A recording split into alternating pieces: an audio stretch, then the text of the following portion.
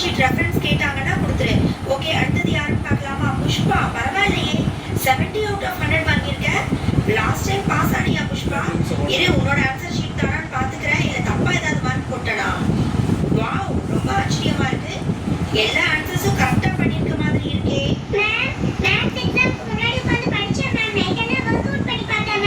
Very good. Maths எக்ஸாம்னா அப்படிதான், சும்மா படிச்சா மட்டும் பத்தாது, ஒர்க் அவுட் பண்ணி பார்க்கணும். என்ன புஷ்பா, நீ எக்ஸ்பெக்ட் பண்ணா பத்தாது, எழுதியிருக்கணும். என்ன எழுதிருக்கியோ அதுக்கு தான் வரும். வா வா, வந்து சீக்கிரமா பேப்பரை வாங்கிட்டு போ. போயிட்டு அதுக்கப்புறமா கவுண்ட் பண்ணி பார்த்துட்டு ஏதாவது கரெக்ஷன் இருந்தா வந்து சொல்லுவா. சைலன்ஸ். ஸ்டூடெண்ட்ஸ், அங்க என்ன சிரிப்பு வேண்டி இருக்கு? சிரிக்கிறவங்க அடுத்தது என்ன மார்க் வாங்குறீங்கன்னு பார்க்க தானே போறேன்.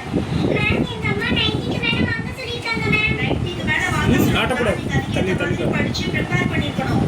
சும்மா என்கிட்ட வந்து சொல்லிட்டு இருந்த ஒரு யூஸும் இல்ல. ஓகே, அடுத்தது யாருன்னு பார்க்கலாம்.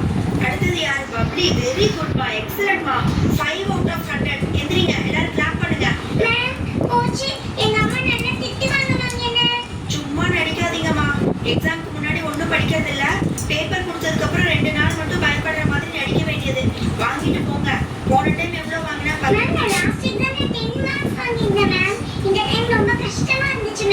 இந்த டைம் 5. வெரி குட் மா. அடுத்த டைம் இதை விட குறைஞ்சிரும் நினைக்கிறேன், இல்லையா?